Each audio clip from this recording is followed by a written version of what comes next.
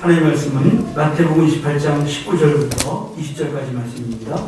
순서대로 나와 있습니다.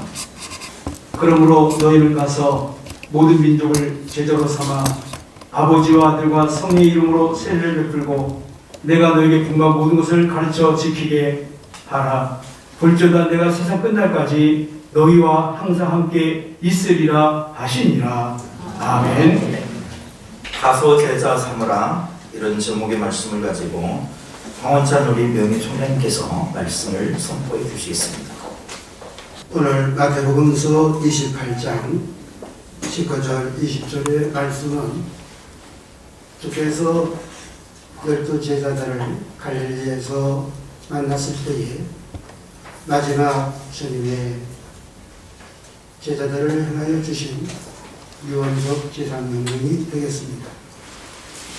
이 말씀은 오늘 우리 교회에게도 또 오늘 영예로운 졸업식에 참여하여서 시대적인 소명과 또 비전을 갖는 우리 모든 교수님들과 학우님들에게도 동일하게 주시는 주님의 마지막 위원적인 명령이 됩니다.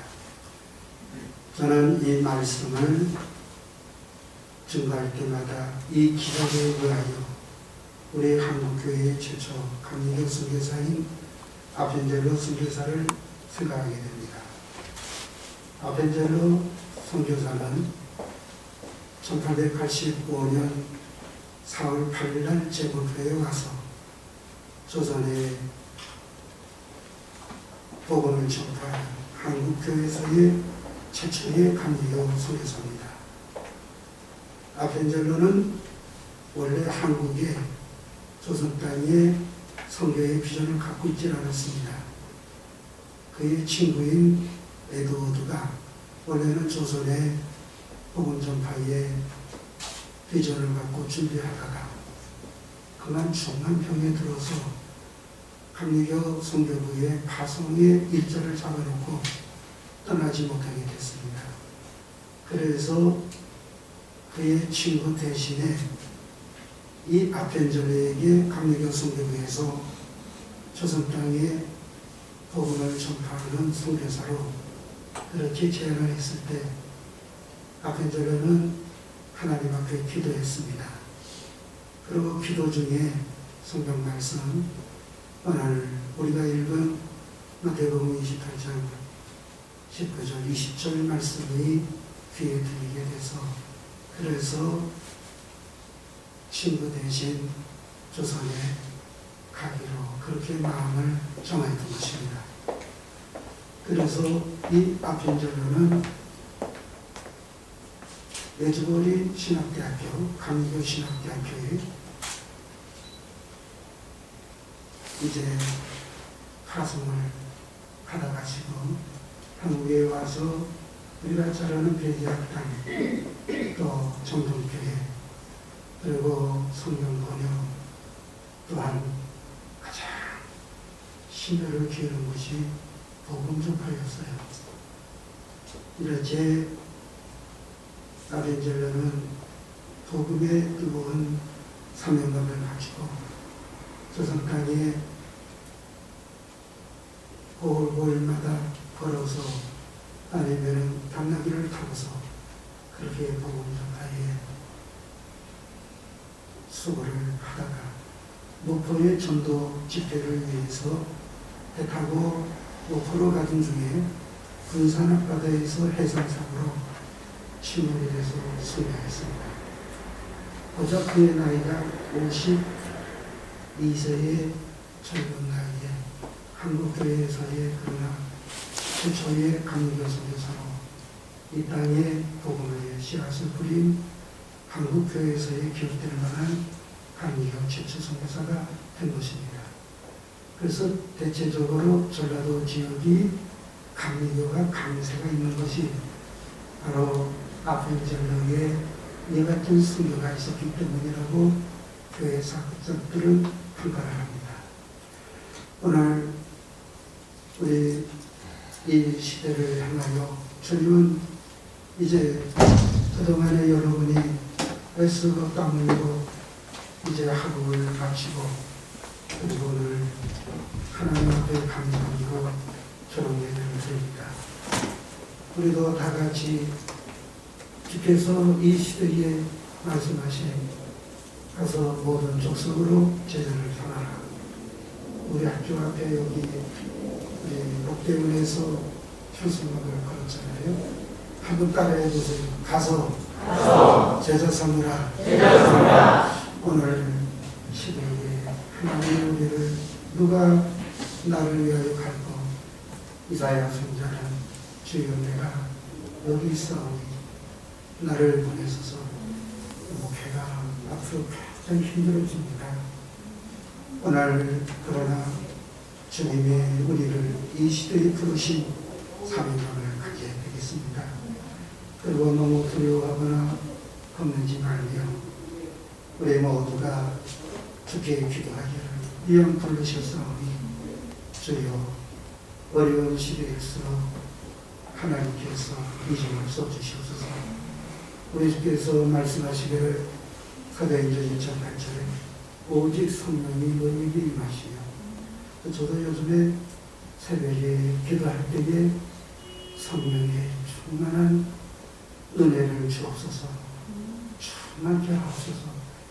역시 내 생각은 사망인데 자꾸 내 생각 계산이 앞서면은 법률이 끊이지 않습니다.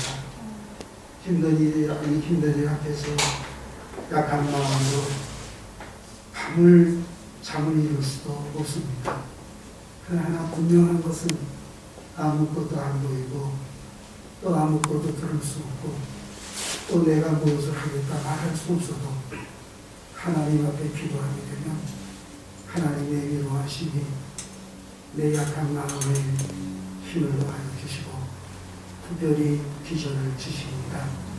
언제나 어느 때나 하나님께서는 성령 충만한 주의 종들을 사용하시고 그 시대가 힘들고 고달플수록 하나님께서는 하나님의 영에 충만한 종들을 분명 더 쓰시는 시대적인 하나님의 뜻이 오늘 우리에게 있는 것이고 우리 모두가 주의 영의 충만함으로 하나님의 뜻을 이 시대에 이루는 저 들판에 나가서 빈들에 나가서 아갈골정에 나가서 하나님 앞에 기도할 때마다 성령의 강한 역사가 우리의 삶 위에 놀랍게 복음의 부흥이 일어나기를 간절히 바랍니다.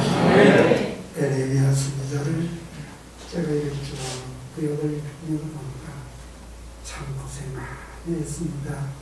눈물의 선지자. 그 시대의 거짓 선지자들은 백성들의 귀에 듣기 좋은 예언을 했어요. 아닌데도 하나님이 축복이 있다고 외쳤습니다. 시대의 엄중한 하나님의 경고가 에레미야 선지자를 통하여 그 예언을 선포했지만 에레미야의 그 예언은 백성들의 귀를 즐겁게 하지 않았습니다. 오히려 이 땅에 하나님의 심판이 일어났다는 것, 그리고 바벨론을 통하여서 갈대인들의 그 침략을 통하여 나라가 속히 망할 수밖에 없다는 것, 백성이 듣기 좋은 얘기가 아니어도 듣든지 아니 듣든지 하나님이 그 시대에 주시는 말씀을 그대로 기억했어요. 그럴 때에 에레미야는 많은 박해를 받고 보니까 구덩이에도 내려가고 세대 뜰에도 갇히고 뿐만 아니고 매도 많이 맞고 참 고독하고 저는 인기가 없는 선지자의 활동을 했습니다. 그래도 하나님께서는 다수의 거짓이 일어나고 아닌데도 기복적인 축복을 비는 하나님의 엄중한 심판이 경고되는 그 시대상에 거짓 선지자들은 여러분들에게 하나님의 평강이 임하고 하나님의 축복이 있다고 그렇게 예언을 했습니다. 에레미야는 결국은 나라가 망하는 것이 바벨론의 침공을 위하여 1차, 2차, 3차 3차 완전히 나라가 망할 때는 시드기야 왕이 두 눈이 뽑히고 두 아들이 두 눈이 뽑히기 전에 두 아들이 자기가 보는 데서 죽음을 당하는 것을 봤습니다. 이렇게 바빌론을 통하여 이스라엘의 멸망이 있었음을 우리는 잘 압니다. 오늘 우리는 이 시대에 물론 복음을 필요해야 돼요. 세상이 너무 험하고 고통스럽고 괴로운 일이 많고 악의 날마다 승하는 이 어려운 영적인 어려움이 시대상입니다. 그래서 험한 세상에서 상처받고 눈물을 흘리는 사랑하는 양무리들을 위하여 주의 말씀을 전하고 하나님의 회복의 축복을 전해야 합니다. 그러나 분명한 것은 비극적이고 쌍방의 정신 그러한 정치는 시기에 목회에서는 안 됩니다. 분명한 것은 시대를 잘 분별하여 이 시대가 얼마나 엄중한 죄악이 관영한 시대라는 것, 또한 영적으로 힘이 어두워지고 있다는 것. 그래서 고독하고 외로운 옛 선지자들의 그와 같은 선지의 길을 우리도 걸으면서 여러분 하나님이 우리를 귀히 여기시고 부르셨습니다. 주님의 지상명령에 제자가 하는 것, 특별히 노방정도가 요즘은 손가락질하게 되지도 않는 것, 그걸 우리 해야 됩니다. 하나님의 뜻이 이제 이 선지학교를 나가서 빈들이나 골짜기나 어디를 가든지 하나님께서 우리 귀한 종들을 붙잡아 주시고 우리의 사역에 친히 개입하여 주시며 우리의 간구를 하나님은 응답하여 주시는 줄로 할렐루야 믿습니다. 여러분 시대에 참 선지자가 되십시오. 너무 헛된 허영과 공명심으로 우리 마음이 세속에 물들지 않기 원합니다.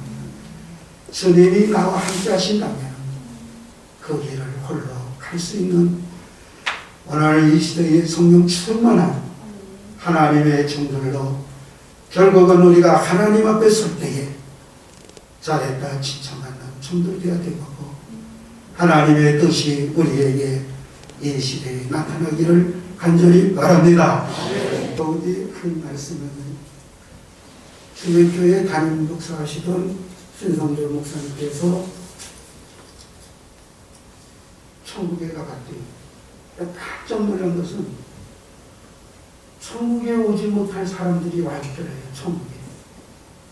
그래서 천사가 또 그 신성조 목사님이 어느 환상 중에 간증하는 것인데 그냥 제가 그거는 맞든 안 맞든 신성조 목사님의 간증이기 때문에 전해드리는 거예요. 지옥에 갔더니 최영동 교수님 깜짝 놀랐대요. 천국에 있어야 될 사람들, 유명한 봉사들, 대형교회 목사님들이 거기 다 왔대요. 신성조 목사님의 천국 갔다 오고 지옥 갔다 온 간증을 그냥 전해드리는 거예요. 참고하십시오. 그래서 우리가 참고할 때에 조금만 목회해도 괜찮겠다 생각이 돼요. 왜냐면 천국 가니까. 이거는 그냥 참고로 말씀하는 거예요. 우리 모두 한 영혼을 천하보다 귀히 여기고 우리의 가는 길이 고독하고 좁은 길을 할지라도 우리 주님의 말씀대로 가야 됩니다. 그리고 가르쳐야 됩니다. 하나님의 말씀, 점치는 식으로 하면 안 돼요. 아, 내 기도는 즉석 기도라고. 나는 즉석 떡볶이 얘기 들었지만 즉석 기도는 처음 들어가요. 우리 모두가 하나님 앞에 가는 길, 주의 말씀. 그래서는 정도는 안 되는데 이단적인 비롯되는 일들이 엄청 많아요. 그러나 우리는 순수도 하나님의 말씀을 전하고 성경을 전해야 돼요. 내 감정, 내 사상, 내 신학을 전해서는 안 돼요. 성경은 하나님의 말씀을 그대로 태어나는 이 시대에 가르치는 예언자들, 그리고 저도 이거는 괴로운 일이지만 세례를 많이 줘야 돼요. 그저 중학교 2학년만 되면 불러다가 세례 줘야 돼요. 우리 모두가 가서 모든 적성으로 제자를 삼고 아버지와 아들과 성령으로 세례를 주고 내가 너에게 분부한 모든 것을 가르쳐주리라. 볼지어다 세상 끝날도 항상 너희와 함께 하신다고 하셨으니 낙심하지 말고 우리 모두 이 시대에 하나님께서 잘했다 이렇게 칭찬받는 시대의 예언자들, 선지자들, 목회자들로 세상을 향하여 나가는 여러분들에게 저의 음성이 함께하기를 주의 이름으로 축복을 드립니다. 할렐루야. 감사합니다. 교수님들로 통하여 어려운 신학 공부를 하시고 올해 목대원의 귀한 정들이 하나님 감사합니다. 주의 은혜로 여기까지 붙잡아 주시고 명예로운 졸업식에 하나님 앞에 감사 예배 드리는 종들됨을 우리 모두가 감사하며 세상을 향하여 나갈 때 우리 구주 주께서 말씀하신 대로 우리 모두가 세상을 향하여 가게 하시고 또한 가르치게 하시고 세례를 주게 하시고 우리 모두에게 지상명령을 아멘하여 받는 우리 모두로 어리석인 귀한 종들로 축복하여 주시기를 기도하옵나이다. 예수님의 이름으로 기도하였습니다. 아멘.